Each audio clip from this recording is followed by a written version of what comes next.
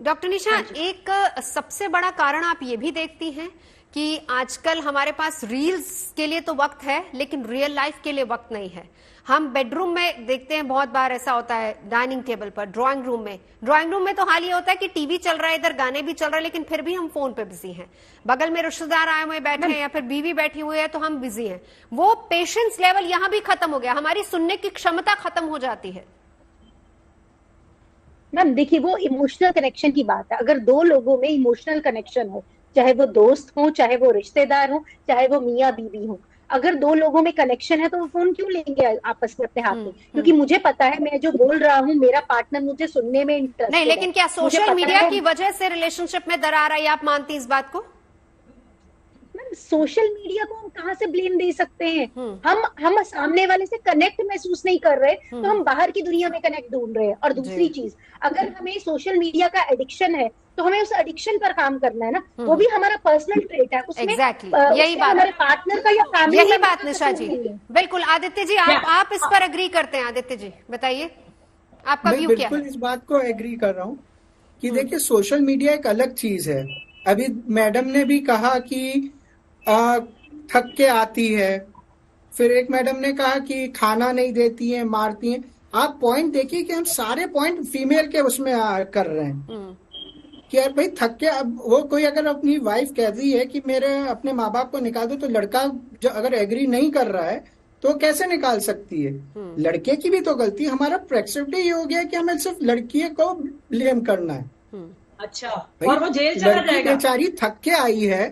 पहली चीज तो अगर लड़का नहीं चाहेगा तो नहीं होगा। ये पता प्लीज बरखा जी, आप फर्स्ट आप बोल के फर्स्ट आ जाइए, मैं फिर बोलूंगा। प्लीज देखिए यहाँ पर नहीं, जिस मुद्दे को हमने उठाया, हमारी कोशिश ये है कि इसके हम किसी निष्कर्ष तक पहुंचे, रादर देन कि हम अपनी अपनी बात आगे रख लें। एक बार बरखा जी, आदित्य जी अपनी बात पूरी कर लें, फिर मैं बरखा जी आती हूँ आपके पास। आदित्य जी, मेरा सिंपल सा पॉइंट ऑफ व्यू है, लड़कों को सुनने की आदत ही नहीं है ना।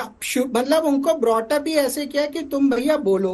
जैसे एक ने एग्जांपल दिया, हम जिंदा रहने देते हैं, हम पढ़ाने देते हैं, हम ये भाई क्या है?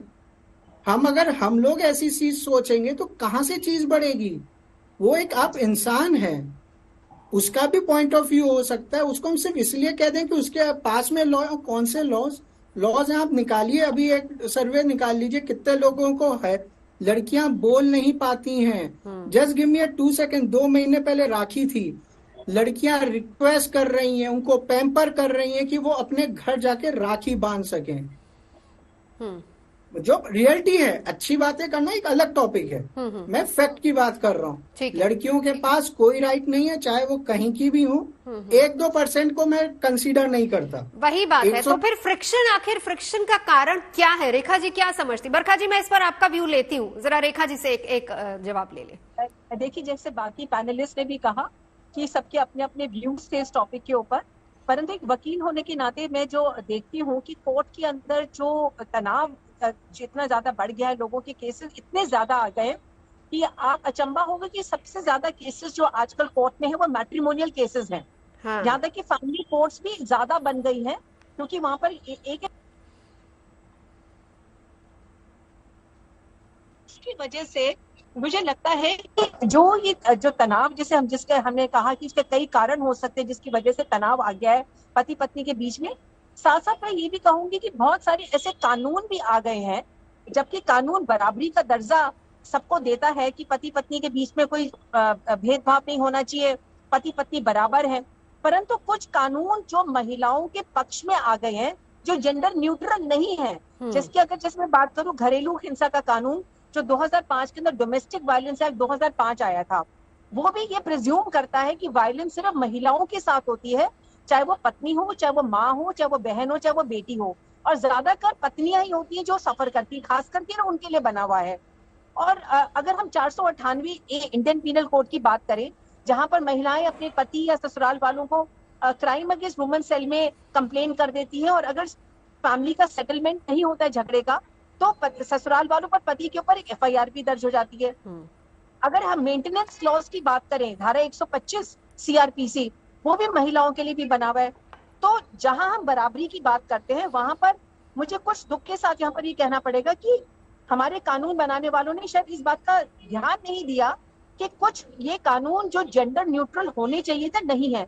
हो सकता है इस वजह ये है, उन्होंने अपने विवेक में ये सोचा हो कि हमारे देश में महिलाएं हैं जो ज्यादा प्रताड़ित हैं, ये समझा जाता है जी। तो ये जो कानून की अवेयरनेस भी हो गई है, जो खास करके मीडिया की वजह से, इंटरनेट की वजह से, आजकल दुनिया बहुत छोटी हो गई है। आपको वकील के पास जाने की जरूरत नहीं है अपने कानूनी अधिकारों के जानने के लिए, परंतु प्रॉब्लम ये हो गई है कि लोग सिर्फ अपने अधिकारों को जानते हैं, अपनी जिम्मेदारियों को नहीं जानते। जिम्मेदारियों को नहीं जानते, बिल्कुल। बिना वकील के गए हुए भी पत्नियां हैं और कई बार अपने पति और ससुराल वालों को धमकियां देती हैं कि फलाना कानून ये कहता है, या फलानी महिलाओं को ये इतना बड़ी एलिमनी का अमाउंट मिल गया, आप मेरे को कुछ कह नहीं सकते।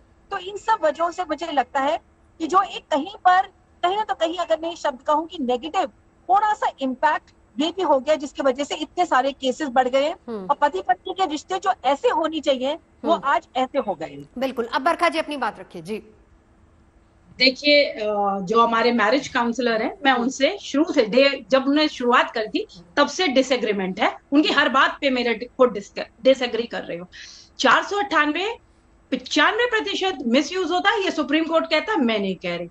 मेल सुसाइड्स 3 गुना ज्यादा है, ये मैं नहीं कह रही, एनसीआरबी का डेटा कहता है।